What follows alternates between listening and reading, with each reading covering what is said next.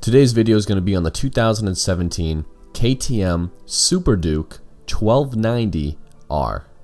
If you've never heard of the 1290R, then you've been living under a rock. Back in 2013, KTM released the beast known to us as the Super Duke 1290R. So what makes this bike so special? Well, there's many reasons, but the main one is torque. We'll get into the numbers later, but this bike is by far one of the most torquiest bikes you can buy on the market.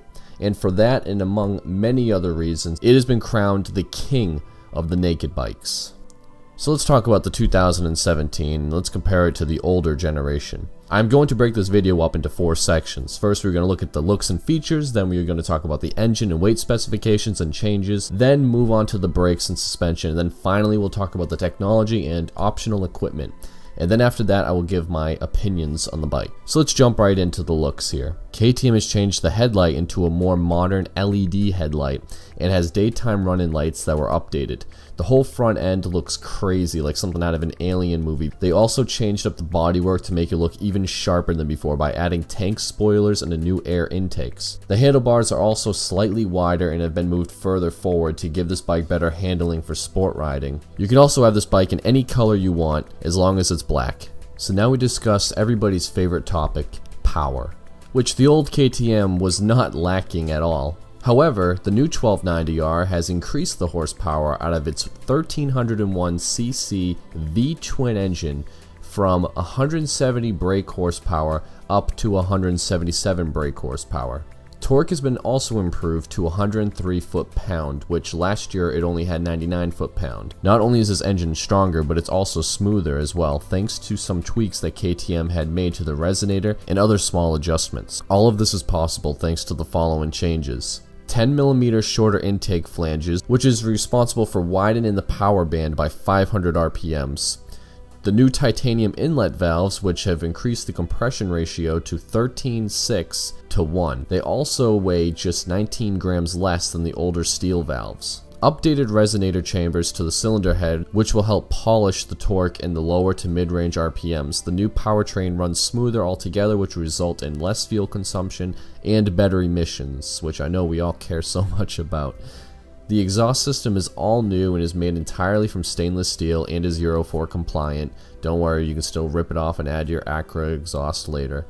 The new revised ride-by-wire system will supposedly remove any choking, jolting, or involuntary wheelies. Don't worry guys, you can still do your voluntary wheelies all day long. A new slipper clutch has also been added, which will help prevent locking up the rear wheel when downshifting or during decelerations, but will also make the clutch an effortless one-finger pull. The crankshaft has also been revised as well to be more stable and free revving. Forged pistons have been added, which will reduce friction and be more reliable. If you guys are interested, here's the specs right here on the screen. I'm not going to name them all off, you guys can read. There's no mentions of weight changes this year, so we can expect it to weigh in at around 471 pounds wet. Suspension upgrades include a new 48mm upside down WP shock and stiffer fork springs. For an overall adjusted, sportier settings, these are adjustable for rebound and compression dampening, so you can reduce the sportiness of them. The WP shock is also new and gets a heavier spring as well. The front 320mm dual discs with radial mount Brembo 4-piston calipers and the rear 240mm Brembo 2-piston calipers remain unchanged for this year as well. But that's okay because these brakes are more than adequate to stop this bike. So now let's talk about the technology. KTM has updated its Bosch-powered motorcycle stability control system, which now offers multi-stage and lean angle sensitive ABS and traction control, as well as a supermoto mode, which allows you to disable ABS in the rear altogether so you could slide that rear end out. The new 1290 will also feature a brand new full color TFT unit that provides tons of information. From this one picture I have here, you can see there's the speedometer, the gear indicator, an RPM gauge, and it looks like a coolant meter and a gas meter as well. Other than that, it seems pretty plain Jane to me. Cruise control has also been added along with the new keyless system. KTM has also announced an optional performance package. This will include a quick shifter, motion slip regulation, KTM My Ride, which allows you to connect your phone to your 1290, and lastly it adds Track Pack, which includes a track mode rider setting, which allows you to kill the wheelie control, traction control, slip adjust, and launch control. So here's my thoughts and feelings of the new KTM 1290R. Looks wise, this KTM is brilliant. I've always enjoyed the looks of the Super Duke, but having the updated to the tank and the spoilers and the new LED headlight, it just makes an already great design look even better.